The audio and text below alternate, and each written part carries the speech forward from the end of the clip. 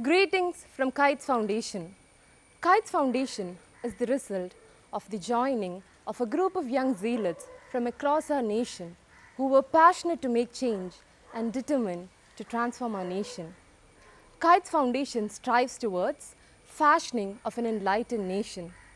Kites believes in transforming our India into an abode of peace, prosperity and sustainability through youth-led development.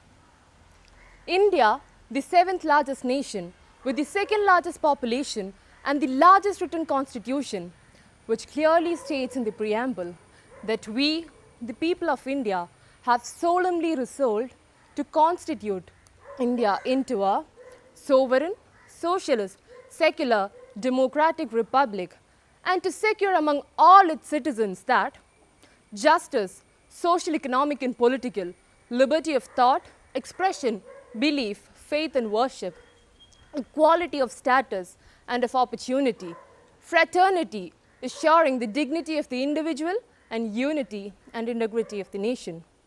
India, often hailed as a mosaic of multiplicities. India, often called as a coherent synthesis of social, economical, political, cultural, regional and linguistic diversities. India, a nation that has braved the multiple ravages of invasions and colonializations. What better rhetoric to coin our nation than to be called as a unity in diversity? Yes, it is in this background that I privilegedly welcome you all to Voice of India Season 1. On this 15th day of August, our 74th Independence Day, it is with a great sense of privilege that I welcome you all in this quest for integration and inclusion. Voice of India is a mesmerizing blend of passion, words and ideas because Kites Foundation strongly believe that it is not identities but ideas that matter. Yes, welcome to Voice of India Season 1. Here, where the mind is without fear and the head is held high, where the words come out from the depth of truth, where the clear stream of reason has not lost its way. Voice of India, Season 1. Welcome.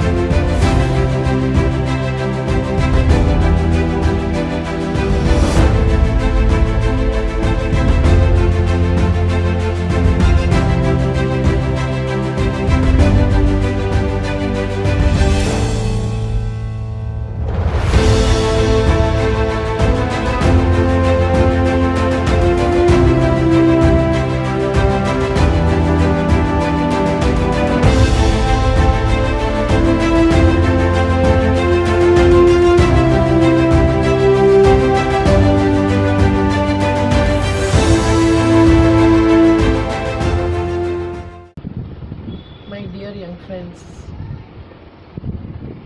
I really feel pleased and privileged to have this dialogue with you all, that too on the Independence Day of our country, Bharat, not just India. You from different states, rural and urban areas are going to put forth your own views. My views cannot be different. I hope so.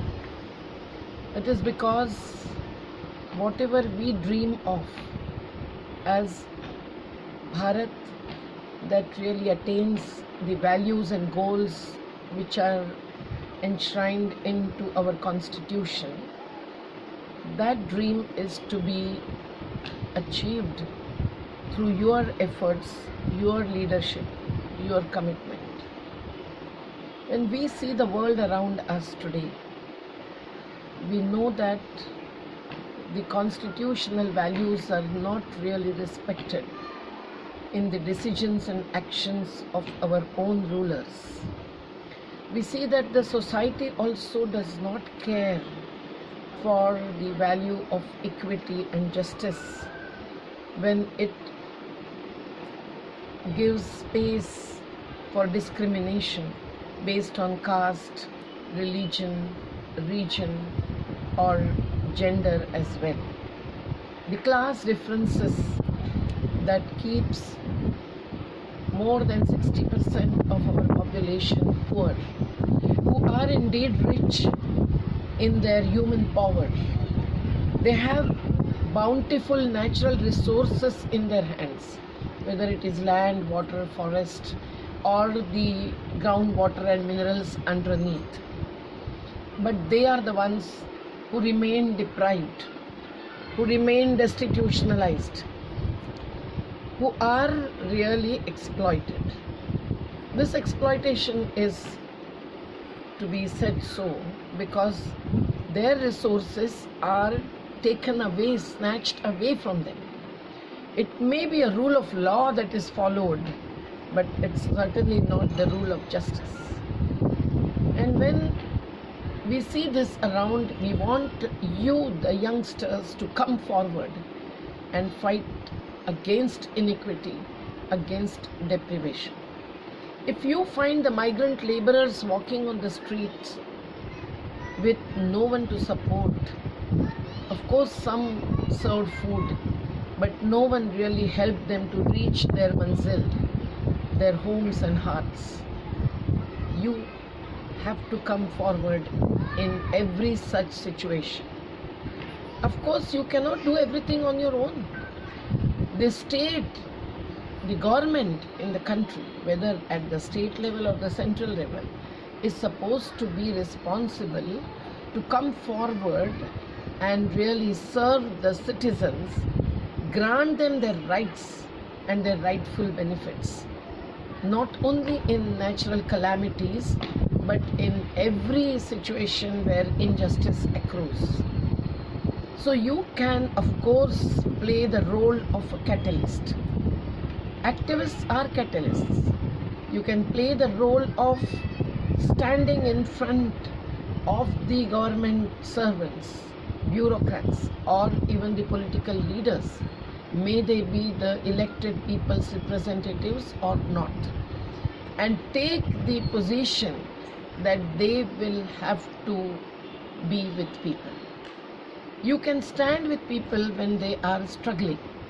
There are struggles, and there is nothing against constitution if people engage themselves in the non-violent satyagrahi agitations. So don't be scared, be fearless, and commit yourself to support such struggles. The struggle may be of the people displaced in the name of development. The struggle may be of Dalits against the atrocities. The struggles may be of the minorities who face even violent attacks and mob lynching. And the struggle may be of the poor whose valued contribution is not duly paid and respected for. You can stand with women when they are attacked or molested. Now, all this is happening in many situations and in the environs around us. But apart from this socio-economic environs, you have to pay attention to the ecology as well. The natural resources in the country are going to be lost forever within next few decades. May it be groundwater or the surface water flowing as rivers or even the water streams, all of which are either getting destroyed because there is wrong kind of water management or are polluted because there is unacceptable lifestyle, especially of the urban populations. And who pays? The cost is paid by those who live with nature. May they be Adivasis who lose their forest and the mother river which they never sold out for the bottling water plants. So take a decision and assert that the water resources should be managed appropriately through the right kind of technology, not through big dams that destroy rivers, but through the decentralized management. take a position on the energy issues as well. And this is nothing difficult at all. You should know that we have a few lakh megawatt capacity of power generation, but there is no equitable distribution of power, and there is still no thinking on the sustainable and renewable sources of resources. The human power itself is a source of energy. The solar power, the wind power, the tidal wave power, we can use the biomass as well. But when the lifestyle does not approve anything but peaking power, suddenly there is an attack on the habitats, on the communities who have been living since generations in the hills and mountain ranges with the forest and the sources of energy like the coal as well, and they are evicted and the sources of energy are grabbed in the name of development. One has to question this. There are so many issues of this kind. I would only say that you come forward, not only for charity, not only for benevolence. You come forward and don't just sympathize, but empathize with those who face all these problems. And if you are one of them, you take the leading role. If you are outside such communities who face the worst, then you be with them. This is the time and the day, Independence Day, when you have to assert for a sovereign countries and the sovereign citizens' right to decide for themselves. Atmanirbhar Bharat cannot be achieved if we are still dependent on the foreign sources of funding, even for our primary education and health services. It cannot be achieved unless we have employment generating economy, not capital intensive but labor intensive technology will have to be appropriately adopted for the purpose. So what Mahatma Ji said, the village industries, the home industries, all that brings in the production by masses and not mass production as is followed by the big investors, whether Indian multinationals or the foreign multinationals. So changing the economy towards that end also must be your goal. This cannot be easily acceptable to the present rulers, mind you. They may question you if you put something on the Facebook. If you put your own views criticizing the present policies, the present actions, arresting the activists and putting them behind the bars only because they show courage to challenge the governments and the establishment. But you be courageous. If you are committed to the truth and to non-violence, you can be a new freedom fighter even within the independent India. You can take your actions, your decisions from local to global, but the main criterion of your successful march ahead will be mobilization of masses. You have to take people along. You can't be yourself, and you have to rise above yourself. You can't be just career oriented. You can't be just limited within the circle of your family or friends. You have to be one with the larger society and select that section of population which really needs you, your contribution, your support and your commitment. If you decide this and take a pledge, you can be Greta Thunberg. You can be any one like the students who have been struggling for their rights fearlessly. And you can also be a farmer's son or a fish worker's son, a laborer or even a professional, but you will be a real Indian citizen with the constitution in your hands. I really hope that you will take at least a few decisions today and then follow those very strongly and effectively. We are with you.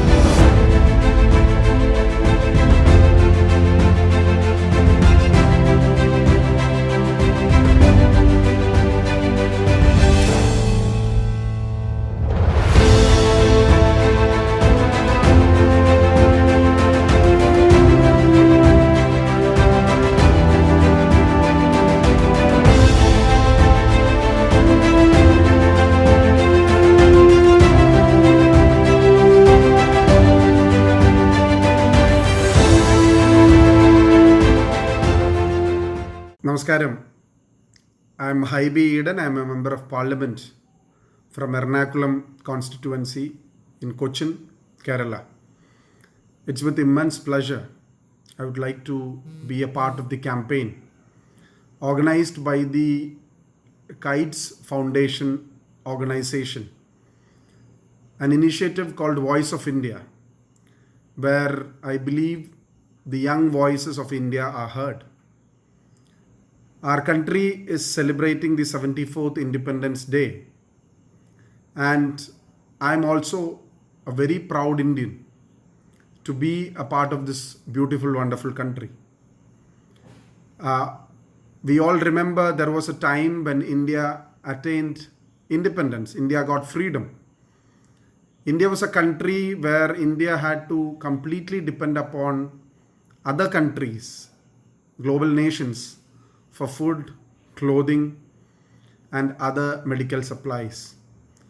Today, we are one of the largest food grain distributors, exporters in this world. We are a self-sufficient country. Our economic stability has always been discussed across the globe.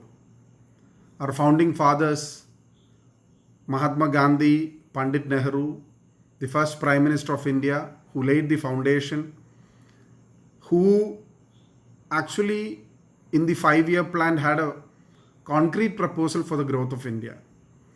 And India wasn't grown in a particular religion or region. India was very sure about the goals it had to attain. South or north, east or west, northeast, wherever the public sector undertakings were started, wherever job opportunities were created, India made sure that all the sections, cross sections of India are included. We wanted an inclusive India, an India which speaks different languages, India which speaks the common man, who believes in different religions, caste, subcaste, who are imbibed in many, many different cultures, who eat different kind of food.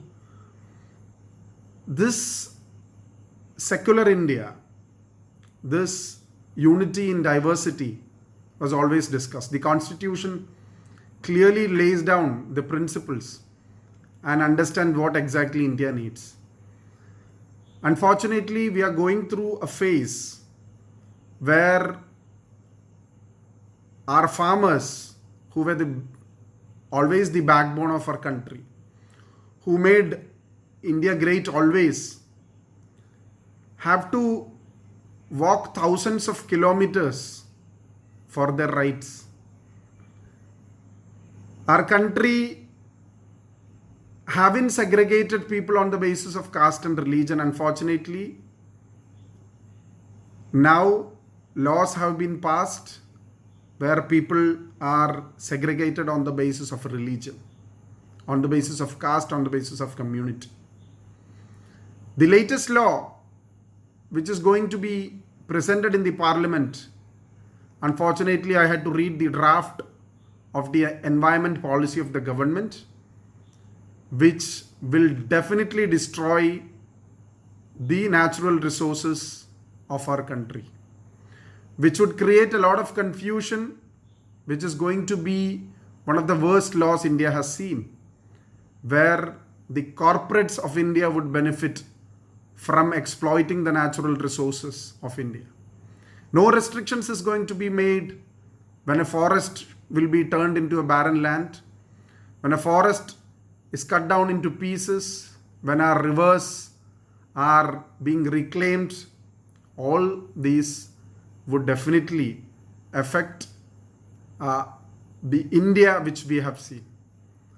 Pandit Nehru's Discovery of India is a book which I always carry in my heart, which says what exactly India is, which recalls the nature, which a person is being in love with India, and it is definitely a pain to see the present situation. So the youngsters of this country has a huge responsibility. The youngsters of today have to take up the challenge where our constitution has laid down certain principles of this country, values of this country, which clearly mentions secularism. Secularism is something which agrees on everything, on people believing in different languages, people believing in different caste, people believing in different subcaste, also people who doesn't believe even the God exists. That is a secularism India is really wanting to. So I, as a member of parliament from the extreme south of this country, gets an opportunity to speak on a platform called Voice of India, organized by the Kites Foundation. So that is the inclusiveness India always has. And I strongly believe in that. And I still believe that our country would definitely take upon the principles laid down in the constitution. It's a very challenging time where all our fundamental rights are challenged, all our fundamental rights are in a coma. So I would like to request all the youngsters of this country to raise your voices when our country is celebrating the 74th Independence Day. We are proud of our heritage, culture, everything which our country owns. And I believe that in the coming years, we all would take up such responsibilities and go ahead. Thank you. Jai Hind.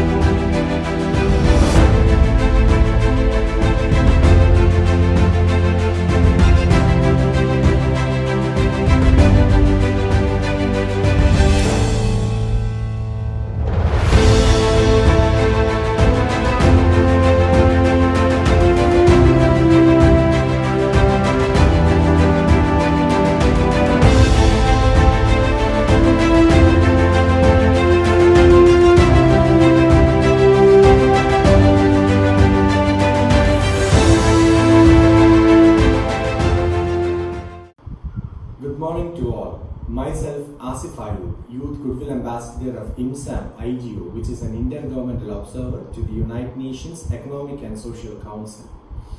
India is a home to almost all the religions of the world. It is a colorful country.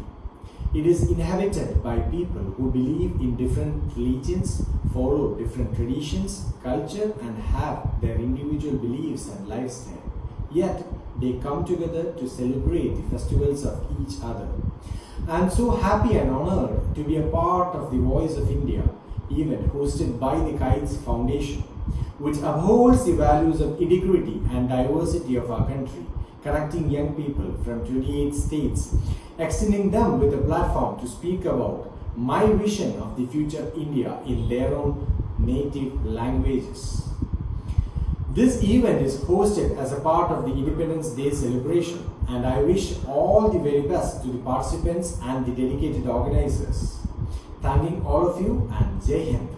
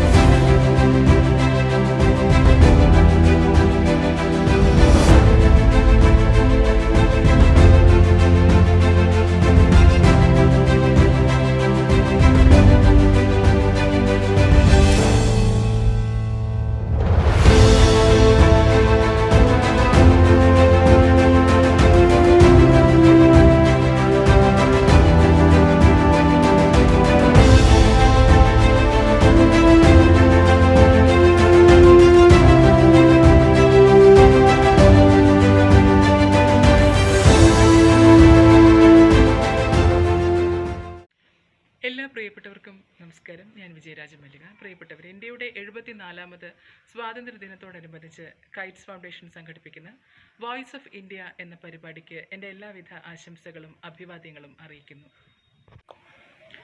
ഇന്ത്യയുടെ ഭാവി സ്വപ്നങ്ങളെക്കുറിച്ച്, ഇന്ത്യയുടെ ഭാവി കാഴ്ചപ്പാടുകളെക്കുറിച്ച് പറയുമ്പോൾ എനിക്ക് പറയാനുള്ളത്, ഭാവി India എന്നത് ഇന്ന് തന്നെ തുടങ്ങേണ്ട ഒന്നാണ്. ഇന്നലകളില്ലാതെ ഒന്നുമില്ല, ഇന്നില്ലാതെ നാളെയുമില്ല. അതുകൊണ്ട് തന്നെ യുവാക്കളുടെയും ട്രാൻസ്ജെൻഡർ ഇൻ്റർസെക്സ് മനുഷ്യരുടെയും വളരെ കൃത്യമായ പങ്കാളിത്തത്തോടു കൂടി മാത്രമേ ഒരു ഭാവി ഇന്ത്യയുടെ സ്വപ്ന പദ്ധതി യാഥാർത്ഥ്യമാകുകയുള്ളൂ എന്ന് ഞാൻ വിശ്വസിക്കുന്നു. സംവരണം വളരെ അഭികാമ്യമാണ്.